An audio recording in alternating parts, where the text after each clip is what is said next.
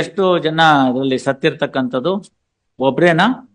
Accuse statement ಅಲ್ಲಿ ನಾನು correct ಆಗಿ ಓಡಿಸ್ತಿದ್ದೆ, ಇವನು ಕುಡ್ಕೊಂಡು ಅಡ್ಡಾದಿಡ್ಡಿ ರಸ್ತೆಗೆ ಬಂದ ಅಂತ ಇಲ್ಲ. ತಾವು ನೋಡಿ ನೋಡಿ, ಇಂಥ ಪ್ರಕರಣದಲ್ಲಿ ಸತ್ತವನ್ ಬಂದು ಸಾಕ್ಷಿ ಕೊಡಕ್ಕಾಗಲ್ಲ, ಆಯ್ತಲ್ಲ. ಇನ್ ಯಾರಿದ್ರು ಇನ್ವಾಲ್ವ್ಮೆಂಟ್ ಅಲ್ಲಿ? If it is a bus conductor can say, if ಈ standing in the front door along with the driver, or any passenger who is sitting in that fashion, or any such person who could say. ಅವ್ರನ್ನ ಯಾರನ್ನು ವಿಚಾರಣೆ ಮಾಡಲಿಲ್ಲ, defence evidence ಅಂತ ಬೇಡ. Accused ಹೇಳ್ಬೋದಲ್ಲ, he the one who is responsible for the death. Death is, according to the prosecution, rash and negligent driving of the driver. Yes. He can very well step into the witness box and say, ಏನಂತ, ಸ್ವಾಮಿ ನನ್ಗೂ ಸಾಕ್ಷಿ ಇದೆ ಹೇಳೋದಕ್ಕೆ ಅಂತ. ಅಲ್ಲಿ ಬಂದಿರ್ತೇವೆ, ಒಂದು question ಕೇಳಿರ್ತೀವಿ ನಾವು, ನಿಮ್ಗೇನಾದ್ರು ಹೇಳುವುದಿದೆಯೇ ಅಂತ. ಆ question it is not a purposeless or a formality. ಅವಾಗ ಹೇಳ್ಬೇಕು ಅವನು, ಸ್ವಾಮಿ ಇದು ನಡೆದಿದ್ದು ಹೌದು, ನಾನ್ ಡ್ರೈವರ್ ಹೌದು, ಬಸ್ಸನ್ನ ಈ ತರ ಓಡಿಸ್ಕೊಂಡು ಹೋಗ್ತಾ ಇದ್ದೆ, ಇಂಥ ರಸ್ತೆ ಹೀಗಿಗಿತ್ತು, ಇಷ್ಟು ಸ್ಪೀಡಲ್ಲಿ ಹೋಗ್ತಾ ಇದ್ದೆ ನಾನು, ಅದ ಪರ್ಮಿಟೆಡ್ ಆ ಜಾಗದಲ್ಲಿ. ನಾ ಹೋಗ್ತಿರೋ ಕಾಲಕ್ಕೆ ಈ ವ್ಯಕ್ತಿ ಕುಡಿದ ಅಮಲ್ನಲ್ಲಿ ಏಕಾಏಕಿ ರಸ್ತೆಗೆ ಬಂದ್ಬಿಟ್ಟ. ನನ್ಗೆ ಆ ಕ್ಷಣದಲ್ಲಿ ಏನ್ ಮಾಡ್ಬೇಕು ಅಂತ ಗೊತ್ತಾಗ್ಲಿಲ್ಲ. ಒಬ್ಬ ನಾರ್ಮಲ್ ಪರ್ಸನ್ ಮಾಡ್ತಕ್ಕಂಥ ಬ್ರೇಕ್ ಹಾಕ್ದೆ, ಸ್ವಲ್ಪ ಅದನ್ನ ಅವಾಯ್ಡ್ ಮಾಡೋದಕ್ಕೆ ಎಡಗಡೆಗೋ ಬಲಗಡೆಗೋ ಬಸ್ಸನ್ನು ತಿರುಗಿಸ್ದೆ. ಇಷ್ಟೆಲ್ಲ ಆದ್ರೂ ಕೂಡ ನನ್ನ ಪ್ರಯತ್ನ ಆದ್ರೂ ಕೂಡ ಸ್ಪೀಡು ಮತ್ತೊಂದು ಇವನು ಏಕಾಏಕಿ ಬಂದಿದ್ದು ಇದೆಲ್ಲ ನೋಡಿ, ಡಿಸ್ಟೆನ್ಸು ಎಲ್ಲ ಲೆಕ್ಕಾಚಾರ ನೋಡಿ, ಅದು ಬಿಯಾಂಡ್ ಹ್ಯೂಮನ್ ಎರರು. ಹಂಗಾಗಿ ಹೊಡಿತು. ನಾನೇನ್ ಬಿಟ್ಟು ಓಡೋಗ್ಲಿಲ್ಲ, ನಾನೇ ಅದನ್ನ ಇನ್ಫಾರ್ಮ್ ಮಾಡಿದೆ, ಸಹಾಯ ತಗೊಂಡೆ ಜನಗಳ ಸಹಾಯ ತಗೊಂಡು ಅವನ್ಗೇನೋ ಆಸ್ಪತ್ರೆಗೆ ಸೇರ್ಸಿದ್ವಿ. ಆಸ್ಪತ್ರೆಗೆ ಸೇರಿಸಿದಾಗ್ಲೂ ಕೂಡ ನಾನೇನು ಹಾಗೆ ಬಿಡ್ಲಿಲ್ಲ. ಅಲ್ಲಿ ಹೋದೆ, ನೋಡ್ದೆ, ಡಾಕ್ಟರ್ ಏನೇನು ಔಷಧಿ ಪಥ್ಯ ಏನೇನು ಕೇಳಿದ್ರು ಅದೆಲ್ಲ ತಂದು ಕೊಟ್ಟೆ. ಅವ್ರ ಮನೆ ಜೊತೆಗಿದ್ದೆ. ನನ್ಗೂ ಒಂಥರ ಅನ್ನಿಸ್ತು, ಇದು ಮಾಡಿದ್ದು ಈ ತರದ್ ಆಗೋಯ್ತಲ್ಲಪ್ಪ ಅಂತ. ಹಾಗಾಗಿ ಇದೆಲ್ಲ ಮಾಡಿದ್ಮೇಲೆ ನಾನು ದೇವ್ರ ಇದು ಇಚ್ಛೆ ಮತ್ತೆ ಅವನಿಗಾಗಿದ್ದಂತ ಆಕ್ಸಿಡೆಂಟಿನ ಇಂಪ್ಯಾಕ್ಟು ಉಳಿಲಿಲ್ಲ ಅವನು. ಈ ಸಂದರ್ಭದಲ್ಲಿ ನಾನೇನ್ ಮಾಡಕ್ಕಾಗ್ತಿತ್ತು ಮಹಾಸ್ವಾಮಿ, ಅದರಿಂದ ನಾನು ಮಾಡೋದೆಲ್ಲ ಮಾಡಿದೀನಿ, ದಯವಿಟ್ಟು ತಮ್ಮ ಕರುಣೆ ಕಕ್ಲಾತಿಗೆ ಬಿಟ್ಟಿದ್ದೀನಿ, ಏನ್ ಮಾಡ್ತಿರೋ ಮಾಡಿ ಅಂತ ಒಂದ್ ಸಾಕ್ಷಿ ಬಂದಿದ್ರೆ ನಾನು ಅವಾಗ ಅದನ್ನ ಕನ್ಸಿಡರ್ ಮಾಡ್ತಿದ್ದೆ. ಏನೂ ಇಲ್ಲ, ಅವನ್ ಆಕ್ಸಿಡೆಂಟೇ ಡಿನೇ ಮಾಡ್ತಾನೆ. Then how can I believe 2,80,000? ಇರ್ಲಿ ಅಲ್ಲಲ್ಲ, see may pass on some document, we may consider it. Fact remains that there is no evidence.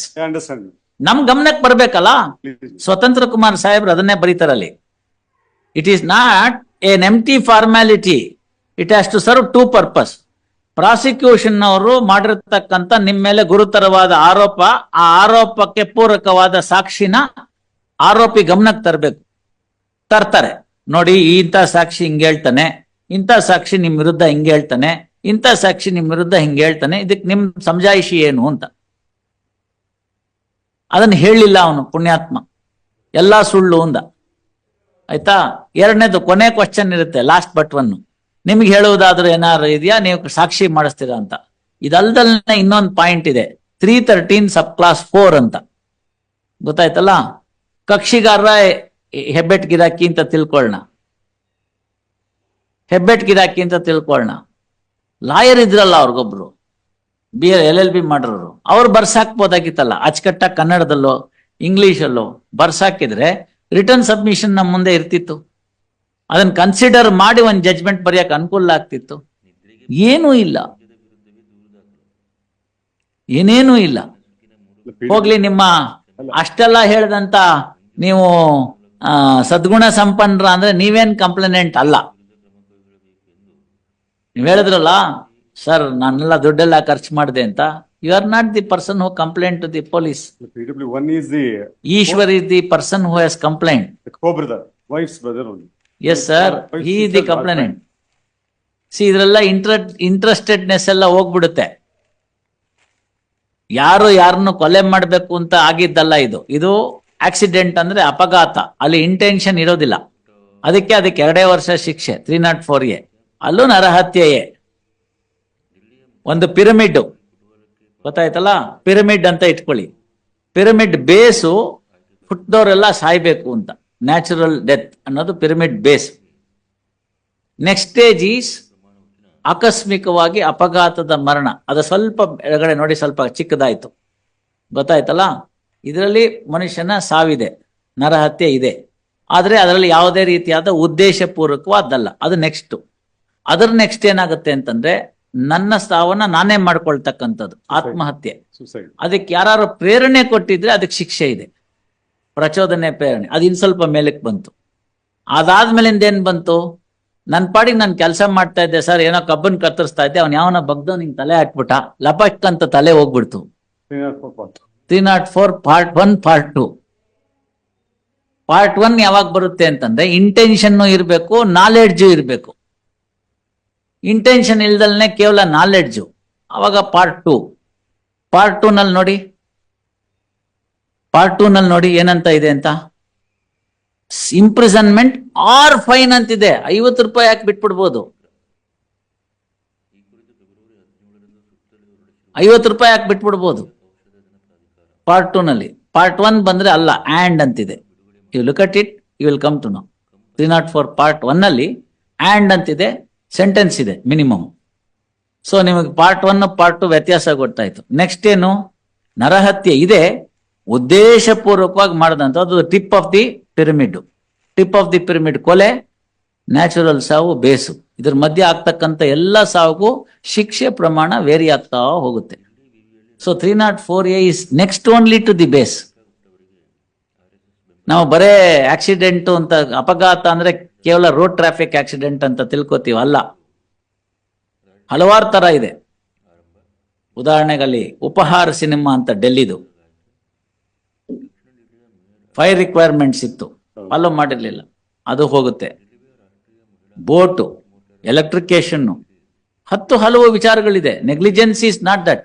So ಅಲ್ಲಿ ನಿಮ್ಮ ಕೃತ್ಯ, ನೀವು ತೆಗೆದುಕೊಂಡಿರ್ತಕ್ಕಂಥ ತಾತ್ಸಾರ ಭಾವನೆ ಒಬ್ಬ ಮನುಷ್ಯನ ಸಾವಿನಲ್ಲಿ ಈಡಾಯಿತು ಅಂತಂದ್ರೆ ಅವಾಗ ಏನ್ ಮಾಡ್ಬೇಕು?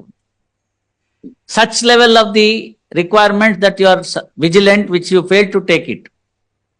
ಈಗ ಮಾಲ್ಗಳಲ್ಲಿ ಮೇಲ್ಗಡೆಯಿಂದ ಖಾಲಿ ಬಿಟ್ಬಿಟ್ಟಿರ್ತಿದ್ರಲ್ಲ, ಮಗು ಬಿದ್ದೋಯ್ತಲ್ಲ, ಈಗೆಲ್ಲ ಏನ್ ಮಾಡಿದಾರೆ ನೋಡಿ, ನೆಟ್ ಹಾಕಿದ್ದಾರೆ. ಯಾಕೆ ಅಂದ್ರೆ 304A ಆಗ್ಬಾರ್ದು ಮಾಲ್ ಮ್ಯಾನೇಜರ್ ಮೇಲೆ.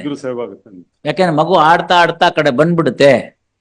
ಮಗು ಏನು ಈಗೇನ ರೀಲು, ಸೆಲ್ಫಿ ಎಲ್ಲದಕ್ಕೂ ಅವರೇ ಬಿದ್ಬಿಡ್ತಾರೆ. ಹಿಂಗೆಲ್ಲೋ ಹಿಂಗ್ ನಿಂತ್ಕೊಂಡು ಫೋಟೋ ತೆಕ್ಕೊಳಕ್ ಹೋಗೋದು, ದಬಾರ್ ಅಂತ ಬಿದ್ಬಿಡೋದು. ಅಲ್ಲ, this are all permissible. What I am trying to say is this are all things that can happen. So one should exercise a reasonable vigilance to see that, unavoid an unexpected thing could be expected and that is to be avoided ಅಂತ. ಅದಕ್ಕೆ ಬೇಕಾದಂತ ಒಬ್ಬ prudent ಮನುಷ್ಯ ಏನ್ ತಗೋಬೇಕು ಅದನ್ನ ತೆಗೆದುಕೋಬೇಕು. ಅದು ತಗೊಂಡಿತ್ತು ಅಂತಂದ್ರೆ ಬೇಕಾಗಿಲ್ಲ. ಉದಾಹರಣೆಗೆ ಒಂದು ಕಟ್ಟಡ ಕಟ್ತಿರ್ತಾರೆ, ಕಟ್ಟಡ ಕಟ್ತಿರುವಾಗ ಒಂದು ಮೆಟ್ಲು ಹಾಕಿರ್ತಾರೆ. ಫಸ್ಟ್ ಫ್ಲೋರು ಸೆಕೆಂಡ್ ಫ್ಲೋರ್ಗೆ ಅವನ್ನ ಮಣ್ಣು ಗಿಣ್ಣು ಎಲ್ಲ ತಲೆ ಮೇಲೆ ಹೊತ್ಕೊಂಡು ಹೋಗ್ಬೇಕಾಗ್ತಿರುತ್ತೆ. ಈ ಕಡೆ ಭಾಗದಲ್ಲಿ ಮೆಟ್ಲಿನ, ಈ ಕಡೆ ಭಾಗದಲ್ಲಿ ಗೋಡೆ ಇಲ್ದೇ ಇರೋ ಭಾಗದಲ್ಲಿ ಒಂದು ಬಂಪ್ ಕಟ್ಟಿರ್ತಾರೆ, ನೀವು ನೋಡಿರ್ತೀರಿ. ಕಟ್ಟಿಲ್ದಿದ್ರೆ ಏನಾಗುತ್ತೆ? Likely that he may slip down and then die. So ಅದಕ್ಕೋಸ್ಕರ ಅದಕ್ಕೇನ್ ಮಾಡ್ತಾರೆ, ಒಂದು ಬಂಪ್ ಕಟ್ಟು ಟೆಂಪರರಿ ಒಂದು ಪ್ರೊಟೆಕ್ಷನ್ ಕೊಟ್ಟಿರ್ತಾರೆ. It is guarding if any untoward incident to happen. ಇದನ್ನ ನೀವು ಮಾಡಿದಿರಿ ಅಂತ ತೋರಿಸಿದ್ರೆ you will be out of this 304A bracket. 304A is what is to be looked into is the negligence. Because of my negligence, somebody has lost his life. So therefore 2 years. ಇದರಲ್ಲೇನೋ ದುಡ್ಡು ಕಾಸು ಖರ್ಚು ಮಾಡಿದಿರಿ, we may reduce it to 1 year. No question of giving any other thing. Sourav Bakshi ಕೊಟ್ಬಿಡೋರ್ಗೆ ಮಧ್ಯಾಹ್ನ ನೋಡ್ಕೊಂಡ್ ಬನ್ನಿ. Supreme court has said no question of ಬರೇ ದುಡ್ಡು ಇಸ್ಕೊಂಡು ಕಾಂಪೆನ್ಸೇಷನ್ ಕೊಟ್ಬಿಟ್ಟು ಅವ್ರನ್ನೆಲ್ಲ ಮಾಡೋ ಅಂತ ಪ್ರಶ್ನೆನೇ ಇಲ್ಲ ಅಂತ 2015 ಹೇಳ್ಬಿಟ್ಟಿದ್ದಾರೆ. ನಮ್ದೇ ಓನ್ ಕೇಸ್, ನಾವು ಸುಪ್ರೀಂ ಕೋರ್ಟ್ ಆಯ್ತು, ನಾವ್ ಇದನ್ನ ನೋಡಿ ಬರೀತೀವಿ, ನಿಮ್ ಕೇಸನ್ನ ಇಟ್ಕೊಳ್ಳಿ, ನೋಡಿ ಅದನ್ನ. ರಿಪೋರ್ಟೆಡ್ ಜಜ್ಮೆಂಟ್ ಇದೆ, ಅದ್ ನೋಡಿ. PO ಆಕ್ಟ್, ಆ ಆಕ್ಟ್, ಈ ಆಕ್ಟ್ ಯಾವ್ದು ಅಪ್ಲಿಕಬಲ್ ಆಗಲ್ಲ ಅಂತ ಬರ್ದ್ಬಿಟ್ಟಿದ್ದಾರೆ. ಯಾರು ಅಪಘಾತದಲ್ಲಿ ಸತ್ತಿದ್ದಾರೆ ಅಂತ ಹೇಳಿದ್ರೆ 6 ತಿಂಗಳು ಮಿನಿಮಮ್ ಶಿಕ್ಷೆ. ಅದು ಈ ಕೋರ್ಟಿನ ವ್ಯೂ. ನಾನು ಬರ್ಕೊಡ್ತೀನಿ, ನೀವೇ ತಗೊಂಡೋಗಿ, ನಮ್ದೇನು ಅಭ್ಯಂತರ ಇಲ್ಲ. If you want to take it to the next level.